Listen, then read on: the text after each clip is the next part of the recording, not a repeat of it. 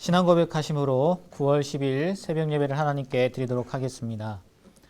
전능하사 천지를 만드신 하나님 아버지를 내가 믿사오며 그 외아들 우리 주 예수 그리스도를 믿사오니 이는 성령으로 잉태하사 동정녀 마리아에게 나시고 본디오 빌라도에게 고난을 받으사 십자가에 못 박혀 죽으시고 장사한 지 사흘 만에 죽은 자 가운데서 다시 살아나시며 하늘에 오르사 전능하신 하나님 우편에 앉아 계시다가 저리로서 산자와 죽은 자를 심판하러 오시리라.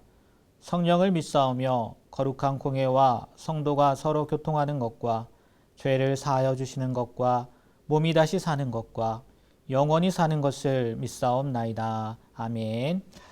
오늘 말씀은 창세기 2장에 있는 말씀입니다. 창세기 2장 1절부터 25절까지의 말씀을 제가 읽도록 하겠습니다. 천지와 만물이 다 이루어지니라. 하나님이 그가 하시던 일을 일곱째 날에 마치시니 그가 하시던 모든 일을 그치고 일곱째 날에 안식하시니라. 하나님이 그 일곱째 날을 복되게 하사 거룩하게 하셨으니 이는 하나님이 그 창조하시며 만드시던 모든 일을 마치시고 그 날에 안식하셨음이니라. 이것이 천지가 창조될 때에 하늘과 땅의 내력이니 여호와 하나님이 땅과 하늘을 만드시던 날에 여호와 하나님이 땅에 비를 내리지 아니하셨고 땅을 갈 사람도 없었으므로 들에는 초목이 아직 없었고 밭에는 채소가 나지 아니하였으며 안개만 땅에서 올라와 온 지면을 적셨더라. 여호와 하나님이 땅의 흙으로 사람을 지으시고 생기를 그 코에 불어넣으시니 사람이 생명이 되느니라. 여호와 하나님이 동방의 에덴에 동산을 창설하시고 그 지으신 사람을 거기 두시니라. 여호와 하나님이 그 땅에서 보기에 아름답고 먹기에 좋은 나무가 나게 하시니 동산 가운데에는 생명나무와 선악을 알게 하는 나무도 있더라.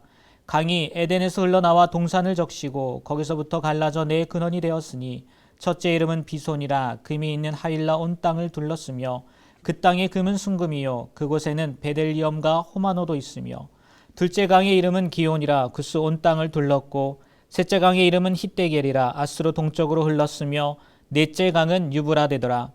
여호와 하나님이 그 사람을 이끌어 에덴 동산에 두어 그것을 경작하며 지키게 하시고 여호와 하나님이 그 사람에게 명하여 이르시되 동산 각종 나무의 열매는 내가 임의로 먹되 선악을 알게 하는 나무의 열매는 먹지 말라. 내가 먹는 날에는 반드시 죽으리라 하시니라. 여호와 하나님이 이르시되 사람이 혼자 사는 것이 좋지 아니하니 내가 그를 위하여 돕는 배필을 지으리라 하시니라. 여호와 하나님이 흙으로 각종 들짐승과 공중의 각종 새를 지으시고 아담이 무엇이라고 부르나 보시려고 그것들을 그에게로 이끌어 가시니 아담이 각 생물을 부르는 것이 곧 그 이름이 되었더라. 아담이 모든 가축과 공중의 새와 들의 모든 짐승에게 이름을 주니라.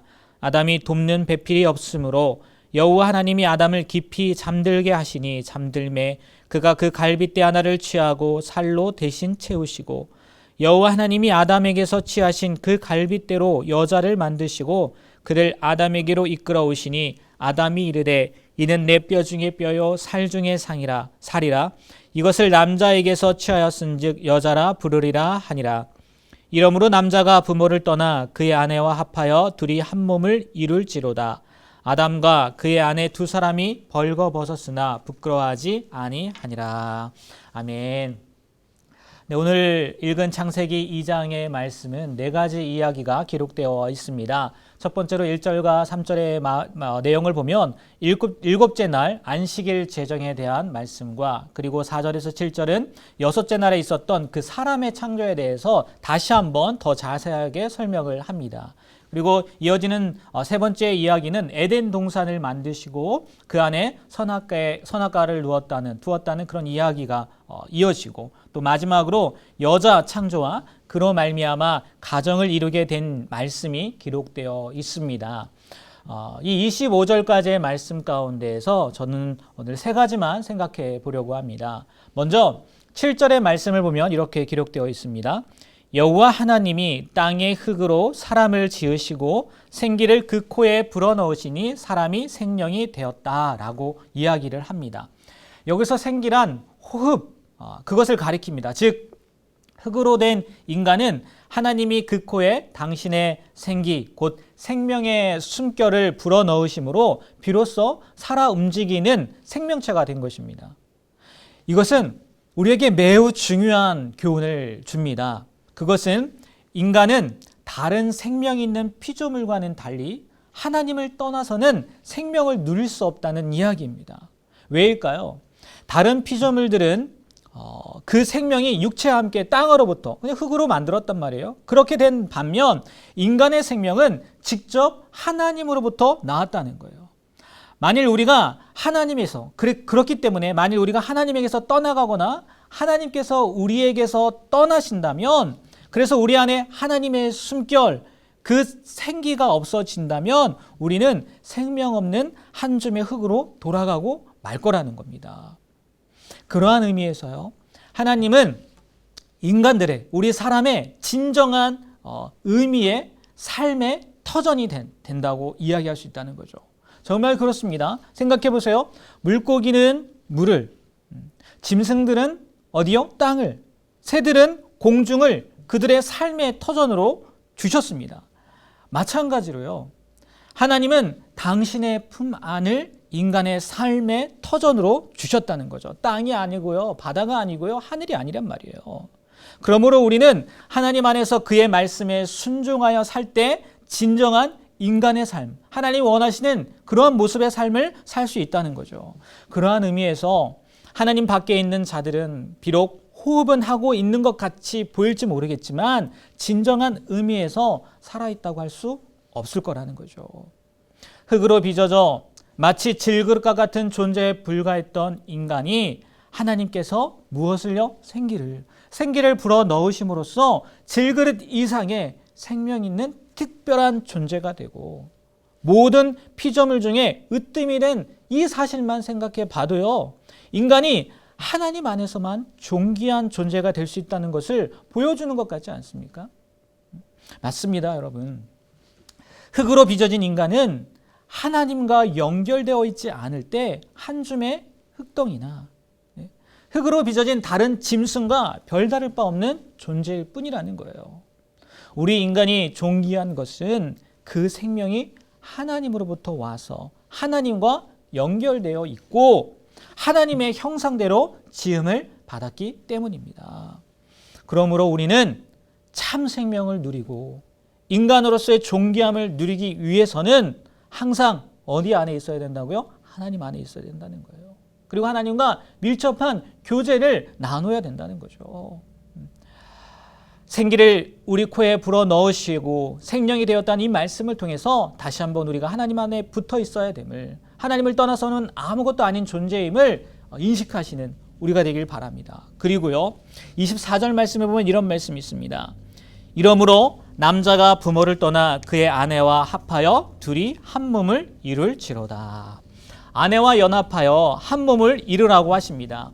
이것은 남녀의 결혼의 목적이 한 몸을 이루는데 있다는 것을 알려주는 말씀입니다. 맞습니다. 결혼이라는 것은요, 두 인격체가 하나를 이루는 신비로운 일입니다. 1 플러스 1은 2가 아니라 1 플러스 1은 뭐라고요? 1이라는 거예요. 결혼의 목적은 두 남녀가 만나 몸과 마음이 하나가 되어야 한다는 거예요. 사실 하나님께서 하와를 아담과 같이 흙으로 만들지 않고요, 굳이 아담의 갈빗대로 만드신 것은요, 남자와 여자가 다시 합하여 한 몸을 이루도록 하기 위함이라는 거예요. 특별히 이 갈빗대에 해당하는 원어에는 한쪽 또는 한편이라는 의미도 내재되어 있다는 거예요. 잘 생각해 보십시오. 이것은 남녀가 한 몸을 이루기까지는 남자나 여자가 다 같이 뭐라고요? 한편 또는 한쪽 인간밖에 되지 못한다는 것을 시사해 준다는 거죠. 보여준다는 거죠. 그렇습니다. 남자나 여자는 결혼으로 하나 되기까지는 온전하지 못한 존재이며 결혼을 통해 둘이 결합함으로써 비로소 온전한 인간을 이루게 된다는 거예요. 여자분들은 그렇지 않을 수도 있겠지만 오늘 말씀해 보면 아담이 하나님께서 자신의 갈빗대로 지은 하와를 자기에게 이끌어오자 이렇게 고백하지 않습니까? 내 뼈 중에 뼈요, 살 중에 살이라. 그리고 외치면서 기뻐하고 그녀를 취하여 아내를 삼음으로써 한 몸을 이루었지 않습니까? 저는 너무나 공감이 되더라고요. 정말 그런 것 같아요. 내 뼈 중에 뼈고요, 살 중에 살이에요. 살이에요. 저 혼자서는 아무것도 할 수 없었던 존재가 아내를 만남으로 인해서 정말 모든 것을 할 수 있는 존재, 아니 오늘 말씀을 빗대어 하나가 된 존재 같은 그런 느낌이 들더라고요. 이와 같이 부부는 결혼이라는 의식을 통해서 신비로운 합의를 하나가 되어야 되는 그런 일을 이루어야 된다는 거죠. 물론 이러한 합일 하나가 되기 위해서는 부부 상호 간의 이해와 신뢰와 인정과 헌신, 기타 등등 많은 것들이 필요하겠죠. 그래서 이 부부는 상대방에 대해서 자신을 주장하기보다 자신을 양보하고 서로 믿고 인내하게 힘써야 될 줄 압니다. 아마 저뿐만이 아니라 오늘 말씀을 듣는 우리 성도님들도 다 공감하고 계실 거예요. 이미 아시는 내용이겠지만 다시 오늘 말씀을 통해서 부부란 존재는 이러한 건데 내가 혹시 소홀히 하거나 내가 혹시 잊고 있었던 것은 있지 않았나 생각해 보시면서 오늘 말씀처럼 하나가 되어서, 아니 이미 하나가 되었지만 그 하나를 계속해서 유지하며 살아가는 저와 여러분이 되시길 주님의 이름으로 부탁드립니다. 그리고요, 마지막으로 이 하와의 탄생 과정을 구속사적으로 생각해 보면 교회가 세워진 그 과정의 예표와 같다는 거예요. 21절을 보면 하나님께서는 여자를 만들 재료를 구하기 위해서 어떻게 하셨습니까? 아담을 깊이 잠들게 하셨어요. 즉 하나님께서는 대수술을 하기 위해서 환자에게 전신 마취를 시키는 외과 의사와 같이 아담에게서 갈빗대를 취하여 여자를 만들기 위해 그를 깊이 잠들게 하셨다는 거예요. 전신 마취한 사람이 깨어나기 전까지는 마치 죽은 것처럼 보이듯이 아담도요, 어떻게 보면 잠에서 깨어나기 전까지는 마치 죽은 것과 같았을 겁니다. 그래서 그런지 몰라도 어떤 분은 이때 죽었을 거다, 죽은 상태를 의미한다 라고 이야기를 하기도 하더라고요. 어쨌든 그와 같이 아담은 그 아내를 얻기 위해 마치 죽은 것과 같은 현상에 처해야 됐고 그 옆구리가 열리고 갈빗대도 하나 이뤄야만 했습니다. 교회의 예표라고 말씀드린 것처럼 한번 생각해 보세요. 둘째 아담이신 예수 그리스도의 신부인 교회가 세워진 과정을 말입니다. 교회가 어떻게 세워졌습니까? 먼저 교회가 세워지기 위해서는요, 교회의 신랑 되신 예수 그리스도께서 십자가 위에서 죽으심으로 깊이 잠드셔야 됐어요. 그리고 그가 죽음의 잠을 자고 있는 사이 그의 옆구리가 창에 찔려 뚫려져야 했고요. 거기로부터 물과 피를 쏟으셔야만 했다는 거예요. 즉 하하가 아담의 옆구리에서 취한 갈빗대로 만들어진 것과 같이 교회는 둘째 아담이신 그리스도께서 옆구리로 쏟은 물과 피로 세워진 거라는 거죠. 그리스도께서 흘리신 피는 그의 교회를 값주고 사는 데 필요했고 그가 흘리신 물은 그의 신부된 교회를 정결케 하는 데 필요했다는 거예요. 맞습니다, 여러분. 교회는 그리스도의 희생으로 이 세상에 세워졌습니다. 때문에 교회는 신랑 대신 예수 그리스도의 것이고요. 그분만을 위하고 그분만을 사랑하고 그분의 뜻대로 움직여야 된다는 거예요. 왜 교회가 이렇게 욕을 먹고 있는 것일까요? 저는 이렇게 생각해요. 예수님을 먼저 생각하지 않고 주님을 먼저 생각하지 않고 우리를 먼저 생각하기 때문이라는 거죠. 지금 이 코로나 사태를 통해서요, 그 사실이 여실히 드러나는 것 같아요. 그동안 얼마나 우리가 주님의 교회를 나의 교회로, 우리만의 교회로 생각하며 살아왔는지 말입니다. 주님이시라면 지금의 상황에서 어떻게 하셨을까요? 정말 할 말이 많지만 그냥 여기까지만 말씀드리고 싶어요. 여러분, 이 말씀을 통해서요, 다시 한번 교회는 우리의 것이 아니라 누구의 거요? 주님의 것이라는 거. 주님처럼 물과 피를 흘릴 수 없으면요, 주님이 원하시는 대로 그냥 세워나가야 되는 거예요. 내 생각이 아니라, 우리의 생각이 아니라 주님의 뜻대로, 주님이 원하시는 대로 이 교회를 이끌어 나갈 수 있는, 아니 그렇게 만들어 나갈 수 있는 저와 여러분이 되시길 주님의 이름으로 부탁드립니다. 기도하겠습니다. 하나님, 오늘도 말씀을 통해서 우리가 어떠한 모습이고 또 부부는 어떠한 존재이며 그리고 교회라는 곳이 어떠한 곳인지 깨닫게 하신 것 너무나 감사드립니다. 바라기는 깨닫고 아는 것으로만 끝나지 않고 우리의 삶 가운데에서 그 아는 것이 삶으로 이루어지는 모습을 보여드릴 수 있는 우리의 삶이 될 수 있도록 붙잡아 주시옵소서. 그리하여 진정한 사람의 모습으로, 그리고 진정한 부부의 모습으로, 무엇보다 진정한 교회의 모습으로 나아갈 수 있는 우리 모두가 되게 하여 주시옵소서. 예수님의 이름으로 기도합니다. 아멘. 하늘에 계신 우리 아버지여, 이름이 거룩히 여김을 받으시오며 나라의 임하옵시며 뜻이 하늘에서 이루어진 것 같이 땅에서도 이루어지이다.